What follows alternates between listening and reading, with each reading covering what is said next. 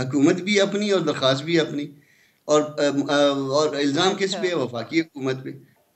Court ना भी जाएं, कोर्ट ना जाएं, इनको ये प्राइवेट कंप्लेंट फाइल कर सकते हैं सेक्शन 200 सीआरपीसी में। वो नहीं करना, कोर्ट चले जाएं, 22 का सेक्शन 22 की दरख्वास्त दे दें। वो नहीं करना, आर्टिकल 199 में चले जाएं। कोर्ट ना भी जाएं, कोर्ट ना जाएं, इनको ये प्राइवेट कंप्लेंट फाइल कर सकते हैं सेक्शन 200 सीआरपीसी में। वो नहीं करना, कोर्ट चले जाएं, 22 का सेक्शन 22 की दरख्वास्त दे दें। वो नहीं करना, आर्टिकल 199 में चले जाएं।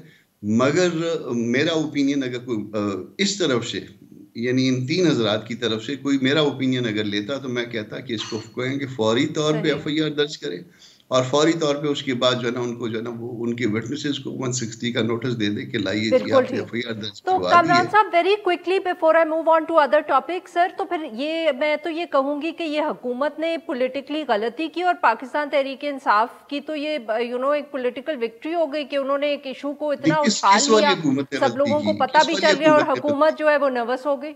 मेरी बात तो सुन जी। लीजिए, किस वाली हुकूमत ने? ये सब्जेक्ट किसका है? प्रोविंशियल गवर्नमेंट का है। हुकूमत भी अपनी और दरख्वास्त भी अपनी।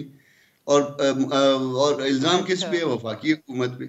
भाई इमीडिएटली सूबाई हुकूमत अच्छा, को यानी कहेंगे कि ये फौरी चीफ तौर पे मिनिस्टर साहब एफआईआर दर्ज परवेज करें। इलाही साहब ने गड़बड़ की है आपके ख्याल में? हाँ, मैं कहता हूं कि अगर मैं स्टेट काउंसिल होता, मैं कंसीड करता कि जिस तरह की इन्होंने एफआईआर दर्ज करवानी है, फौरन दर्ज करवाएं, और ये कॉन्सिक्वेंसेस इसके बिल्कुल याद ठीक सर। रखें। बिल्कुल ठीक।